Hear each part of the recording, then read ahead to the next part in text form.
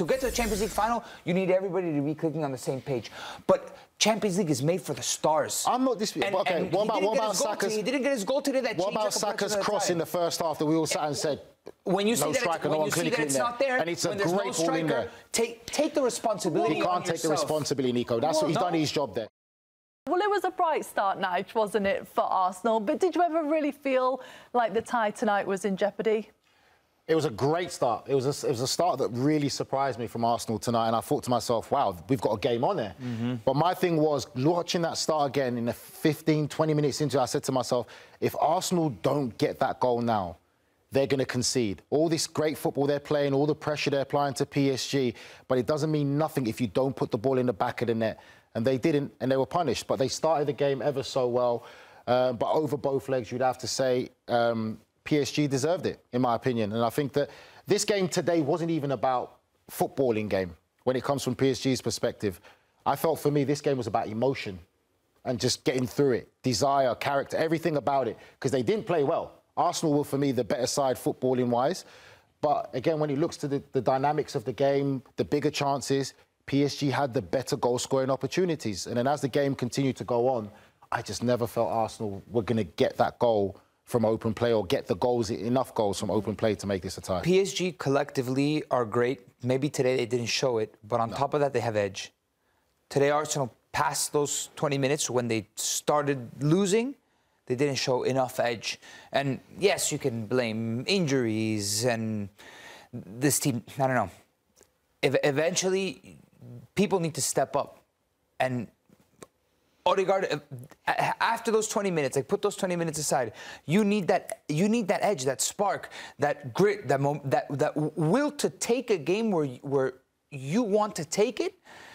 And after PSG survived those 20 minutes, I didn't see enough of that from Arsenal again to answer your question, Poppy, that this tie was ever in jeopardy after PSG got 2-0. I think Arsenal's an interesting club. We have a lot of fans here from Arsenal that really follow them. I think there's been a progression over the last 2 or 3 years with them.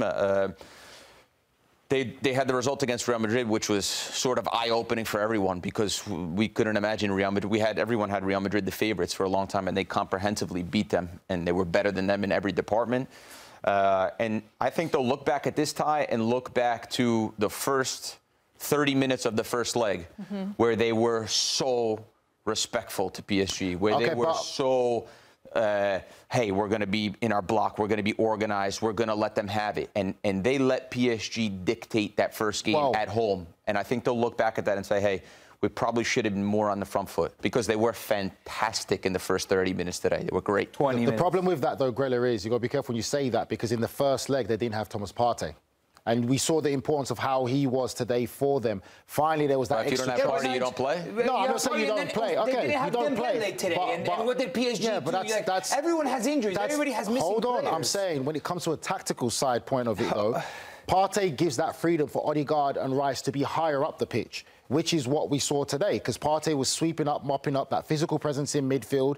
So PSG didn't dominate as much as they did in that first leg. Declan Rice was a bit all over the place in that first leg, trying to play that deeper role, couldn't be as influential. So I think Partey coming back in today makes a big difference. I think, if anything, we could be critical of them in that first 20 minutes, and I agree with what Nico said, that teeth in the final third. And we'll go back to an old conversation that Arsenal fans don't want to hear when people have said so long, you guys need a striker. Oh, we don't need a striker, we've got Kai Havertz. Is it as simple as that they were missing that striker tonight?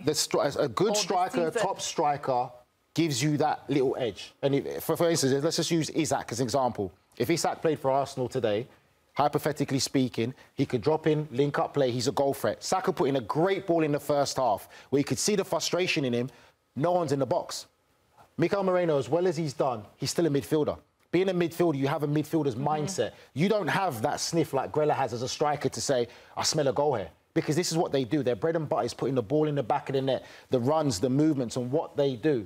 And it goes back to that again. Because like none of us sat here to say we could see Arsenal scoring. Well, I agree with that. Let's give some credit to PSG. What did they do so well tonight that they got the job done against Arsenal? They were sloppy tonight. This was probably one of their sloppier performances. I spoke to Nigel before the show, and he said that this was the group stage PSG, the one that almost didn't get out of the group. But when they impose themselves and they look to play, they are one of the top teams in the league. And I think it was just about for them getting the job done today. Yeah. They knew that Arsenal were going to press them at the field, regardless if they have Partey or not. I agree with Nigel. Partey makes a big difference in the team. But they said, okay, we're going for the game. We're going to press them high up the field. We're going to make it uncomfortable. They're not going to pass it around us today. And they did that for 30 minutes, 40 minutes. And they had the better moments in the game. They dictated the midfield. It's not an easy place to dictate the midfield. Here, these are the scenes now. And they're fantastic. Going to a Champions League final where I'm told they're the first time they're going to meet Inter. Yeah, you know what? Which is crazy, isn't it? The very first meeting ever in the Champions League, and it's going to be a final between Inter and PSG. But nice to see them do it in Paris, on their home turf as well. Obviously, they came out of the Champions League final last time. They were in it on the wrong side against Bayern Munich. And although it wasn't the best of performances tonight, they won't really care how they got there. It's getting the job done. That's what the Champions League is about.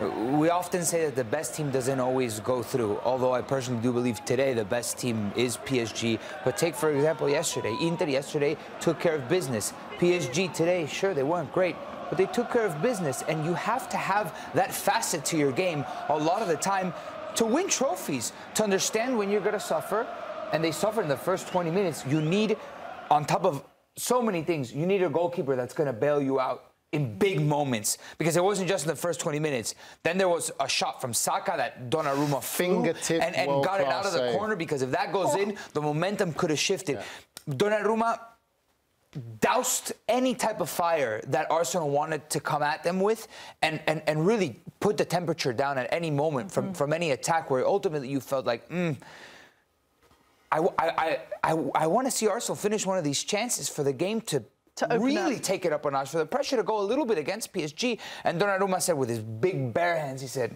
no.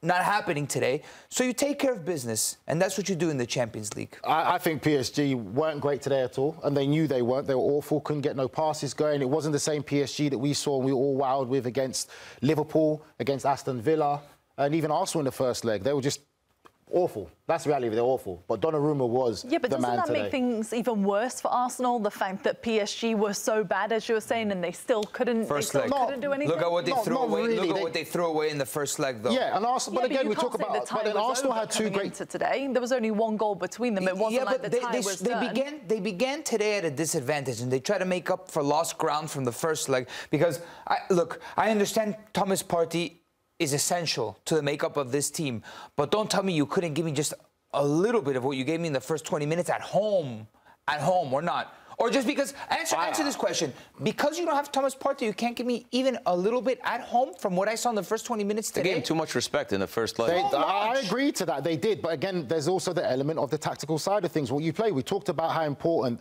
PSG's midfield is. If you don't have that physical presence, that athleticism, what Thomas Partey brings, and we saw it today, it makes it easier for other players. You have to compensate sometimes, and they just couldn't do it because they had no one else who could come in and play that role as Thomas Partey does it. About a $100 million midfielder, no? Listen, I'm not the Arsenal manager. It's not my squad. Look, they have Merino, Declan Rice, and Odegaard in the first leg.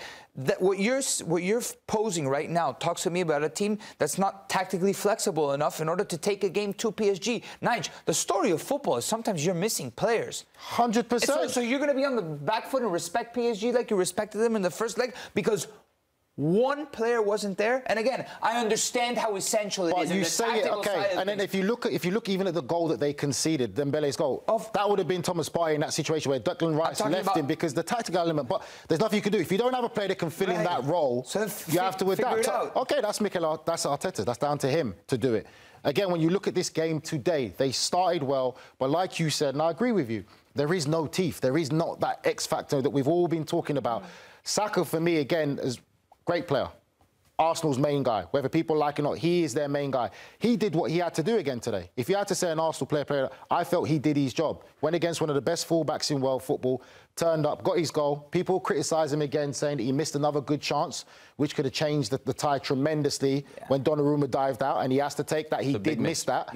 But there's an over-reliance on him as well then. I think it's other players that need to step up. Martinelli needs to do a lot more, needs to start adding more goals and different stuff like that. So it's not just him. Then you've got a makeshift centre midfielder playing as a striker. But then these are the big moments you talk about where it needs to play a part. That's an issue from November that they themselves I know, 100%. decided not to adjust. But look, I want to go back to what you're saying because I understand about the role players. Martinelli needs to step up without a shadow of a doubt. I agree with everything that you're saying, though.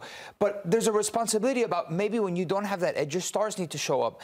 And Saka did what he could, but he didn't get his goal. And yes, you could attribute that to Donnarumma. He did get a goal. But he didn't get the other one. Yes. The go-ahead goal. Yeah. The goal that puts pressure on PSG, that changes the complexion of the tie. Yeah. Today, that goal didn't change the complexion of the tie. PSG was already up 3-0. I want to see Saka find the back of the net in the first 20 minutes. But what about the other players? And yes, Nige, I understand that is a given. I get it. Everybody, to get to the Champions League final, you need everybody to be clicking on the same page. But Champions League is made for the stars. I'm not disputing. Okay, what about Saka's? He didn't get his goal today. What about Saka's cross in the first half that we all sat and said?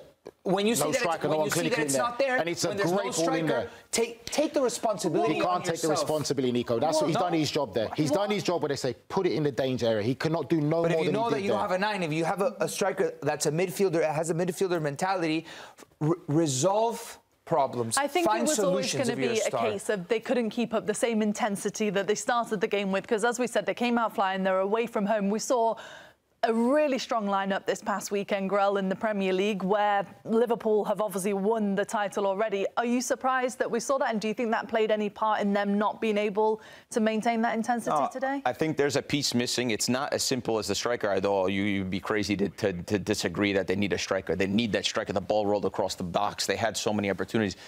They did the hard part of the game. The hard part was the physical aspect, the transitional moments. They won the first balls, the second balls. They dominated PSG in Paris, which I don't know how many teams can do that and how many teams can say that. But they're missing an element inside the box, and it's not as simple as, hey, just give it to Saka and let him do something. It's not, for me, it's not as simple as, oh, Saka's got to put it on his shoulders. Yeah, he can't. It's not as simple as getting someone on the left side who's just as good as Saka. There's something missing. When you look at the best teams, you look at Barcelona. Rafinha gets his goal yesterday. He was quiet all game. He gets his goal because of the play, the build-up that happens. Most of those goals are team goals. Olmo gets a goal because of the delivery. Like, you need more guys to step up in the moment, and they have to be better in the attacking third because they created all the opportunities, but they missed them on the key at the end. I just want to ask you this, Grella. Do you think that Arsenal were going to score an open play, or were you more comfortable saying that they're going to score from a set piece? Watching this game today. Coming into the game, you would say set pieces have been so good at them, but they had 6 corners today. They had the opportunity to do that. 6 corners in a game is a plenty, and they didn't get anything from it. But they didn't look good when they got to the gate. When they got to the gate, it was like they didn't have the key to unlock them.